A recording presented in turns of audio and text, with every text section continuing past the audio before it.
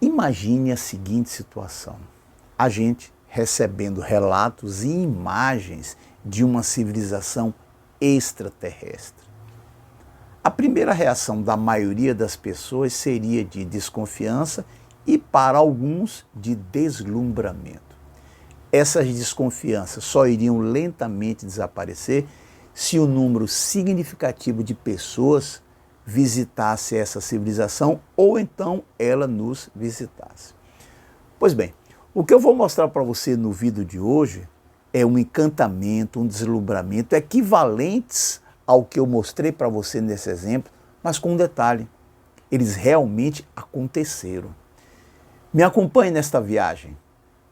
Os habitantes da cidade medieval de Veneza, onde hoje é a Itália, acharam exagerados e fantasiosos os relatos que um veneziano fez da China após viver por lá durante quase 20 anos. Estou falando de Marco Polo. Como e por que ele foi para a China é o que veremos agora. Comecemos pelo maior império em terras contínuas que já existiu, o Império Mongol, sob a linhagem iniciada pelo famosíssimo Gengis Khan, um dos maiores conquistadores da história. Os mongóis construíram um império que, em seu auge, se estendia por territórios que hoje correspondem à China, Mongólia, Rússia, Irã, Iraque, Coreia e vastas regiões da Ásia Central, do Oriente Médio e do leste europeu. Antes de Gengis Khan conquistar o norte da China, a Rota da Seda, principal corredor comercial da antiguidade e que ligava a China com a Europa, era um emaranhado de tribos, feudos e pequenos reinos em guerras constantes. Cada governante local cobrava seus próprios tributos e o banditismo era a norma. Gengis Khan percebeu algo que muitos impérios anteriores ignoraram: o comércio gerava riqueza. Portanto, decidiu que a Rota da Seda passaria a ser uma estrada segura para caravanas de comerciantes. Dentre as medidas adotadas por ele, podemos destacar as seguintes: reduziu as tarifas alfandegárias para incentivar mercadores estrangeiros. Unidades militares patrulhavam ativamente as rotas principais. O custo de manter o exército era pago pelo lucro do comércio que fluía sem interrupções. Os mongóis impuseram um código de leis rigorosíssimo chamado Yasa.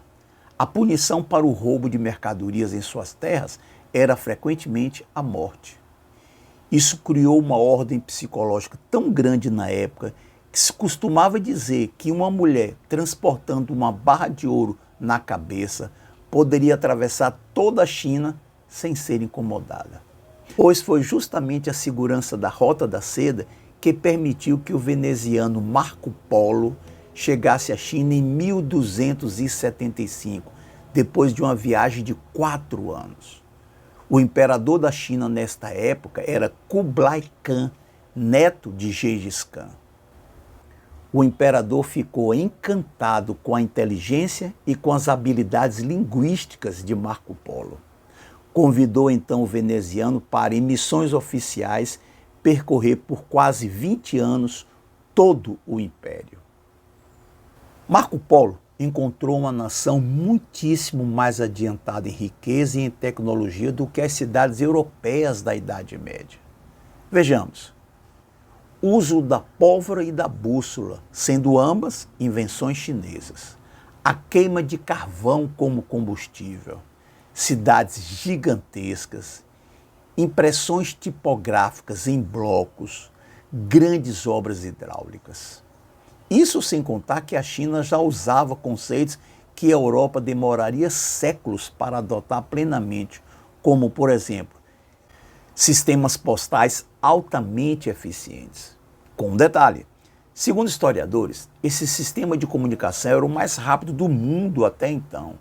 Eram estações de correio espalhadas a cada 30, 50 quilômetros, onde mensageiros trocavam de cavalo.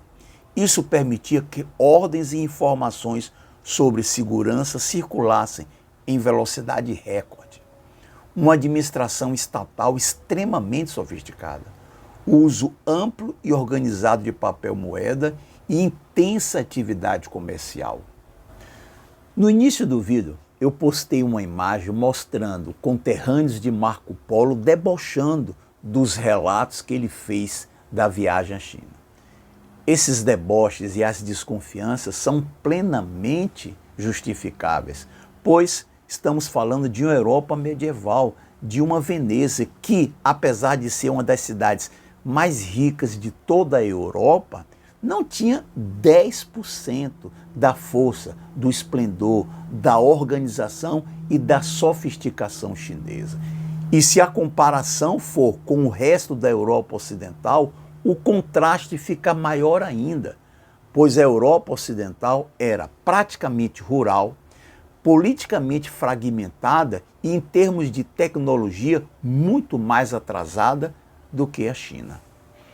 E qual é a lição que a gente pode tirar de toda essa história? Simples. Com as mudanças que Deng Xiaoping fez lá no início da década de 80 do século passado, a China vem adotando medidas em todas as áreas que você possa imaginar para, na opinião deles, retomar ao papel que sempre foi o da China, a de nação mais desenvolvida do mundo. Até o próximo vídeo.